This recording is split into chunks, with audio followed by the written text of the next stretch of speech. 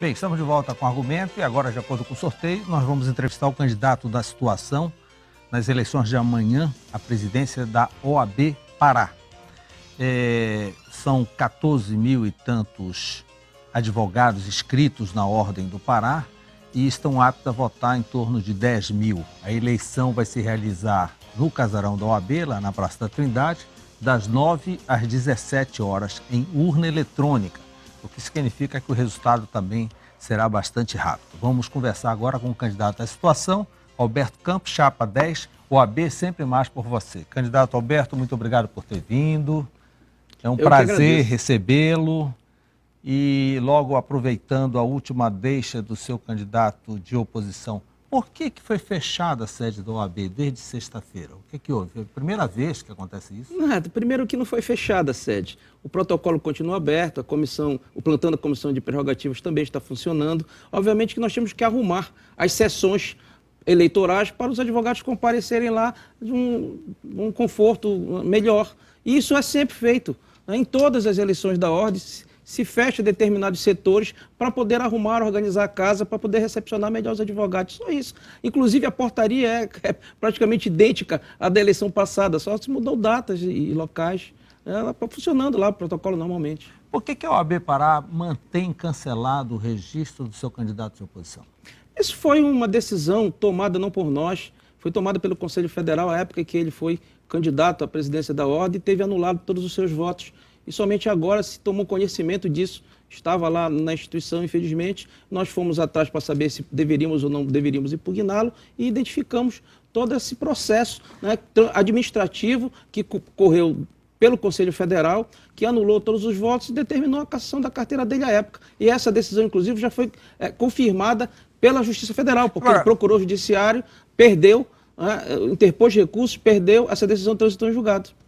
Infelizmente. E como é que ele foi candidato ao Conselho Federal? Isso é uma decisão monocrática do presidente, né, da qual cabe recurso para o Conselho Seccional. Se ele perder, cabe recurso para o Conselho Federal. E ele vai, acho que, advogar, né, administrativamente, tomar as medidas que ele entender corretas para tentar, quem sabe, revogar essa decisão administrativamente. Mas não é estranho? Isso é normal numa administração. É estranho. Ele foi candidato, ele é conselheiro federal da OAB. É estranho, eleito mas quem junto tem que... com a sua chapa. Verdade. Naquele momento não houve impugnação. Não. Agora a impugnação... E o mais interessante, a oposição da época, que tinha o apoio de um ex-presidente, que foi quem fez, inclusive, todo este processo administrativo lá atrás, tinha conhecimento disso, não impugnou, não sei por que razão. É opção também não querer impugnar. A sua chapa tentou nós impugnar e perdeu por unanimidade. Nós impugnamos não só ele. Por unanimidade. Nós impugnamos não só ele. Nós perdeu por Quem unanimidade. Que perdeu por unanimidade? Essa impugnação. Ele venceu no Conselho Federal por unanimidade. Negativo. Ele interpôs um recurso administrativo ao Conselho Federal e este recurso foi apreciado cautelarmente, foi concedido apenas o efeito suspensivo ao recurso. O mérito ainda vai ser julgado pelo Conselho Federal. E tenho certeza que, tal qual como aconteceu no século passado, quando ele foi presidente, todos os votos considerados que foram depositados na urna a ele serão anulados também. Não tenho dúvida disso. Agora, sabe, Mauro, isso daí é uma situação que fica e passa ao lado do processo eleitoral. Isso é normal. Fazer impugnações a candidatos, isso é de toda eleição. Está lá no provimento, inclusive, a previsão da impugnação. Ele fez impugnação a candidatos da nossa chapa. Nós regularizamos 3 situações, porque há essa possibilidade de você regularizar, e uma outra de um outro colega, infelizmente ele não tinha os 5 anos de exercício da advocacia, que é um dos critérios de elegibilidade, nós tivemos que substituí-lo. Outros da chapa dele também foram substituídos, ele não quis brigar pelos colegas de chapa. A tesoureira, por exemplo, não é esta que está aí, era uma outra, e ele substituiu. 16 outros candidatos do conselho dele tiveram que ser substituídos e foram substituídos novamente. Então não é esse problema. Isso faz parte do processo eleitoral. Nós somos advogados e entendemos perfeitamente esse tipo. O seu grupo já está há 6 anos no comando da ordem. Sim. Mais 3 que o senhor está pleiteando. É um continuismo? Não, é uma continuidade de um projeto que deu certo. Se você comparar a atual gestão, o atual conselho com este que está sendo proposto na nossa chapa, tem uma renovação de aproximadamente 60% de todo o corpo. E não é só de conselho, porque hoje em dia há uma ideia errada pela oposição de que a OAB se restringe ao Conselho Seccional e ao Conselho Federal. Nós entendemos a ordem como um sistema.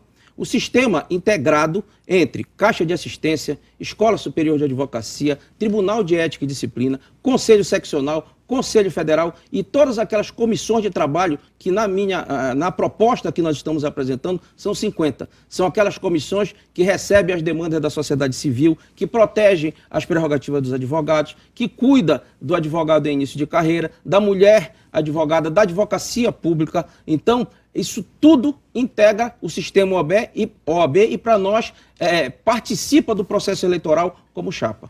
Candidato, qual foi a dúvida do seu patrono, o atual presidente Jarbas Vasconcelos, no início desse processo eleitoral? Ele chegou a anunciar um outro candidato, no caso o advogado Marcelo Nobre, como candidato à presidência.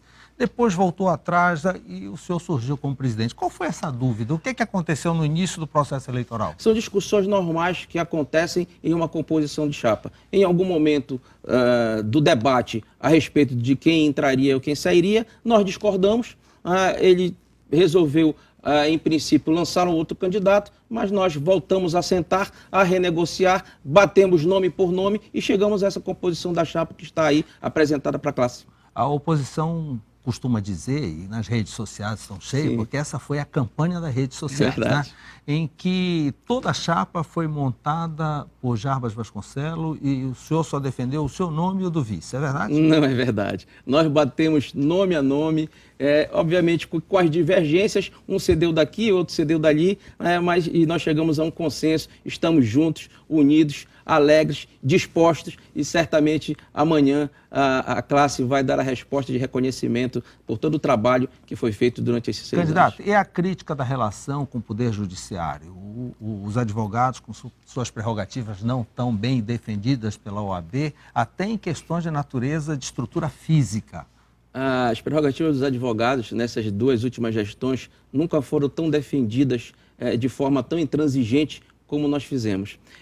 Eu indago, inclusive, do candidato de oposição, se alguma vez ele fez algum desagravo público presencial como nós fazemos. O que é isso? É você ir à porta do órgão onde o advogado foi violado em suas prerrogativas e fazer ali o seu desagravo. Antigamente, a OAB se fechava lá no casarão, fazia o desagravo em uma sessão quase que secreta dentro do casarão e publicava aquela notinha de jornal que você deve ter lido algumas vezes. Ele comentou isso para nós não interessa, detalhe. não influencia. Eu quero saber, olha, quantos desagravos ele deve ter feito durante a gestão dele? Sim, ele não fala, por exemplo, o que ele fez pela advocacia na gestão dele do século passado. Ele não tem projeto para apresentar para a classe. As propostas que ele tem são propostas feitas por publicitários, né, especializados em marketing. Nós não. Nós temos um plano de gestão que foi apresentado à classe em uma palestra que foi oferecida pela nossa chapa lá no hangar, foi divulgada em mala direta, divulgada em redes sociais, e amplamente debatida, não só no grupo que está me acompanhando no Conselho, nas comissões, mas também por advogados. Nós ouvimos muito a classe. Nós visitamos todas as 24 subseções da OAB, ouvindo os anseios dos advogados. Nós temos o apoio dos presidentes das 24 subseções, alguns já eleitos por aclamação, digamos assim, porque não tem oposição, outros disputando ainda, mas com uma ampla maioria de votos que certamente os dará a vitória amanhã. Então isso é uma demonstração inequívoca. Primeiro, nós cuidamos muito da inserção de todos os advogados na ordem dos advogados. Nós cuidamos muito do advogado do interior do Estado. Nós demos muita estrutura da ordem para o interior do Estado. Nós nos preocupamos muito com qualificação profissional dos advogados que militam na capital e dos advogados que militam no interior do Estado. Levamos pela primeira vez para as subseções de Santarém e Marabá cursos de pós-graduação que não havia lá, pela Escola Superior de Advocacia. Oferecemos cursos de pós-graduação aqui na Escola Superior de Advocacia, e isso principalmente para aquele jovem advogado em início de carreira, a preços que não se conseguia competir com as instituições de ensino superior de natureza privada. Então essa realmente é uma preocupação. Ele vir aqui dizer que não existe democracia, eu quero dizer, Mauro, que uma das coisas que mais nos deixa satisfeitos é que todas as vezes que nós fazemos um juramento de jovens advogados lá na ordem, e ele participou de muitos poucos, mas muito poucos, acho que até que talvez nesses 3 anos tenha participado no máximo um juramento. Nós, ao final da sessão, convidamos todos os jovens advogados a participar do dia a dia da instituição. Pedimos a eles, olha, se vocês quiserem, escolham qualquer daquelas comissões de trabalho, se dirijam à secretaria, preencham um formulário, que imediatamente nós baixamos a portaria e passamos a ter vocês a trabalhar aqui conosco no engrandecimento da nossa instituição. Eles alegam que a ação na frente dos órgãos são ações de natureza midiática e que não sofreram nem ou não resultaram em nada positivo para a classe. Isso ele deixou claro aqui. E um detalhe interessante. Na primeira gestão do seu patrono, houve uma crise de imagem violenta que acabou afastando ele, a questão de um terreno em Altamira, ou coisa parecida. Veio a eleição, em que ele foi eleito, mas a oposição teve mais votos. A oposição estava dividida em 2 chapas, e aí ele venceu. Hoje, apenas a chapa da situação e da oposição. Se a coisa se repetir, fica complicado para o senhor. Essa questão da crise de imagem do terreno de Altamira já está sanada? Completamente. O Conselho Federal mandou a intervenção para cá para investigar a questão do terreno, aproveitou e investigou toda a gestão, chegou ao Conselho Federal, o Conselho Federal apreciou o processo e absolveu a todos e arquivou o processo. Então isso já foi resolvido. Afora isso, nós nos submetemos ao julgamento das urnas e ganhamos as eleições. O fato de ter 2 chapas de oposição à época e que isso daí teria, se as 2 chapas, os votos das 2 chapas somados seriam maiores que os nossos, isso daí não é um raciocínio lógico. Isso não quer dizer que, por exemplo, a chapa A ou a chapa B de oposição, todos que votassem na chapa A, se só tivesse a chapa B, votariam na chapa B. Isso é questão de apresentação de projetos, de proposta. O nosso saiu vencedor e estamos com ele até agora demonstrando que realmente entendemos que é o melhor projeto para a nossa instituição. Candidato, houve muitas mortes de advogado nos últimos anos e aqui, inclusive, eu conversei várias vezes com o Jarbas Vasconcelos sobre isso e muitos sem solução até o momento. Onde a OAB se enquadra nisso? Nós temos uma comissão de defesa de prerrogativas que é muito atuante. Dela integram mais de 20 advogados, a grande maioria, inclusive, criminalistas. Todas as vezes que acontece um crime vitimando um colega nosso, nós destacamos esses advogados para acompanhar e se habilitar como assistente de acusação nos processos.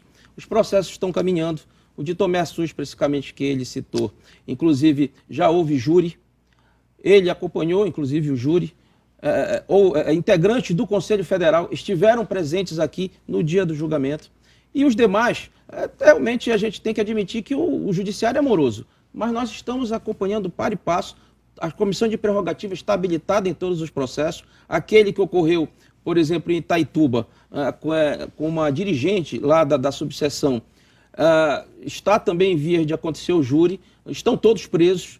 O mandante e o suposto executor foi preso um dia desse, o suposto executor estava foragido desde aquela época. A comissão de prerrogativas tem acompanhado par e passo o andamento desses processos e, obviamente, que nós vamos buscar a justiça e vamos acompanhar todos os recursos e nós não vamos sossegar enquanto todos estiverem segregados do convívio social, certamente se reeducando nesse nosso sistema penitenciário tão ruim e tão falido. Qual é a sua opinião a respeito do exame de ordem, que a OAB não dá devida atenção para os cursos no decorrer do período em que o aluno paga, cursa 4, 5 anos, chega lá, quebra a cara, volta, já gastou, já pagou, e aí? Nós temos que lutar para mudar a legislação.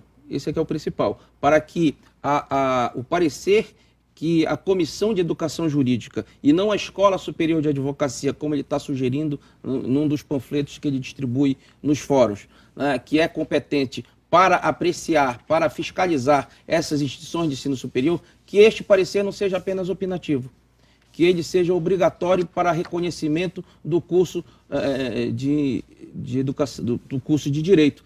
Isso daí realmente precisa ser alterado através da legislação e o Conselho Federal tem lutado para que isso aconteça. Eu me admiro muito dele não ter conhecimento de que o Conselho Federal, já que ele é conselheiro federal, embora indevidamente, mas é conselheiro federal, que ele esteja Mas por que devidamente? Foi legitimamente eleito junto com o senhor. Foi legitimamente eleito, mas realmente ele não possuía à época condições de elegibilidade. O Conselho Federal certamente irá apreciar também essa condição, embora já esteja. E a sua chapa incorreu no erro de escrevê-lo como candidato, mesmo sabendo? Nós não fomos atrás. Nós não buscamos saber informações a respeito da elegibilidade. Assinou em branco? Não, Mauro, não. O que acontece? Quando você convida alguém para entrar na chapa, você pede a ele que ele apresente a documentação que o garanta como um candidato que preenche os requisitos de elegibilidade. Todos os conselheiros, seja federal, seja estadual, eles trazem já as documentações, as declarações de próprio punho, declarando que não exerce cargo demissível ad nutum, que está apto a concorrer à eleição, que está em dia com as suas anuidades. Então, essas documentações a gente dá entrada lá quando faz o requerimento da chapa. Aí a comissão eleitoral avalia, a oposição avalia, e impugna ou não impugna. E assim foi. Passando, e hoje ele é realmente conselheiro federal. E eu não sei porquê, geralmente quando se vai para a oposição, o normal é você renunciar, né? Mas ele tem apreço ao cargo e aí continua lá. Candidato. Eu sinceramente, se tivesse essa posição dele, eu teria renunciado e ir para a oposição para poder criticar de forma mais tranquila, né? Ao invés de ficar sendo colocado em uma saia justa, né? Porque até ontem ele só nos elogiava e agora vem aqui criticar, falar que o gabinete da presidência estava fechado. Isso realmente é um absurdo. Aqueles que frequentam o dia a dia da instituição sabem que o gabinete da presidência, e não só da presidência, mas dos diretores, que nós ficamos em uma sala ao lado, fica sempre aberto. Nós estamos lá todos os dias recebendo os advogados, fomos eleitos para isso, para tratar com o público e com os advogados, atender os advogados do dia a dia da instituição. Candidato, entre as suas várias propostas, qual aqui o senhor considera a estrela? Nós temos 3 principais. Defesa intransigente das prerrogativas, que nós vamos aperfeiçoar, porque as demandas estão tão grandes que nós temos acumulado alguns processos lá. Então nós precisamos dar uma estrutura maior ainda para a Comissão de Defesa das Prerrogativas. Precisamos de uma estrutura profissional, porque estão ali colegas advogados, a maioria criminalistas, como eu te falei ainda agora, mas que estão lá por diletantismo.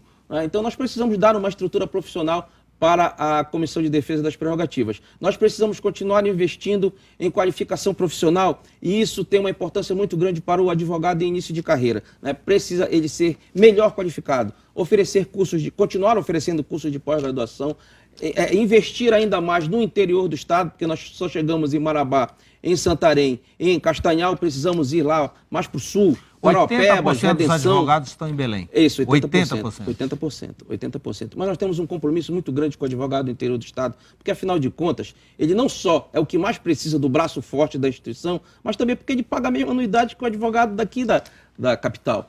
Então ele precisa ter esses serviços. Que é considerada elevada, né? Essa anuidade. É uma determinação local, não tem nada a ver com o Conselho Federal. Há 3 anos que a gente não reajusta. 840 você pode pagar de 10 vezes, R$ 84 por mês. Eu acho uma anuidade razoável para o serviço que nós estamos prestando.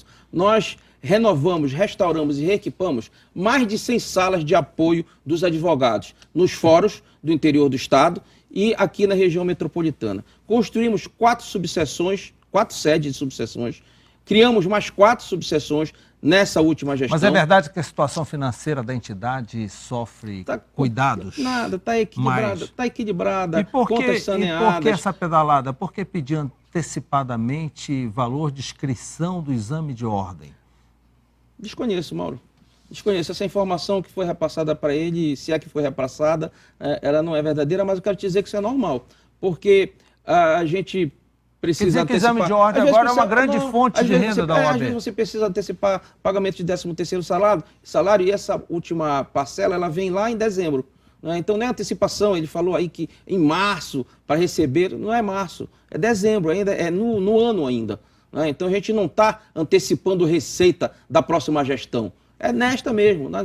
Então é em dezembro que a gente recebe, nós vamos pedir, se houver necessidade, acho que nem há necessidade, de antecipação de 13º salário para os nossos colaboradores lá, e a gente Então, vai pedir candidato, eu queria chegar ao oportunidade. seguinte, hoje o exame de ordem é uma grande fonte de renda da entidade? É uma fonte de renda, mas eu quero te dizer o seguinte, se hoje, passasse lá no Congresso Nacional, né, proibindo a legislação, proibindo o exame de ordem, a OAB estaria milionária, porque tem uma demanda aí de bacharéis para ingressar na instituição, para pagar a anuidade, muito maior do que essa receita que é aí... A receita do exame pequena, não é maior do que... Não, mas quando? Mas quando? A OAB ficaria superavitária se entrasse no mercado de uma vez só essa quantidade enorme de demanda reprimida que tem aí por conta do exame de ordem. Então, bem, realmente não há esse a argumento. colocação que eles colocam de Agora, forma... realmente, eu acho hoje o exame de ordem necessário. Foram abertos muitos cursos de ensino superior, alguns realmente com um ensino bem deficitário, bem deficiente. E que a OAB nada fez, sabendo... Nada, a OAB faz aquilo, ela fiscaliza, mas o parecer é apenas opinativo. Ele não é vinculativo, ele não é obrigatório, o Ministério da Educação faz o que quer. Candidato Alberto Campos, nós chegamos no nosso prazo, o senhor tem mais um minuto para fazer seu encerramento, as suas considerações finais. Obrigado, Mauro. Nós estamos bem felizes, nós estamos alegres, estamos esperançosos, acreditando que amanhã, no dia 17, os advogados irão comparecer em massa às urnas. As eleições da ordem, elas são, na verdade, uma grande confraternização. É o momento de você relembrar aquele colega que há muitos anos você não vê. Né? Só aparece na eleição. Só aparece na eleição, exato. Né? A gente vai lá, dá um abraço, relembra, né? Faz conta, pergunta o que o cara está fazendo da vida. Né? Então, a gente está realmente com esse ar, né? Com essa esperança. As urnas abrem às 9 horas. Às 9 horas e termina às 17. A previsão do resultado todos os é colegas. 18 horas. 18, 19, ali até enter, sai o boletim e é só somar depois das urnas e esperar as do interior. Mas também lá no interior, nas subseções, todas também são eletrônicas. Né? Então a gente espera que até às 19 horas nós já saibamos o resultado das eleições e, obviamente, espero que todos os advogados compareçam e que a grande maioria vote 10, vote na continuidade desse trabalho que a gente vem desenvolvendo há 6 anos à frente da instituição. Boa sorte e muito obrigado pela entrevista. Obrigado, Mauro. Obrigado pela sua companhia. Estaremos de volta na próxima semana. Tchau.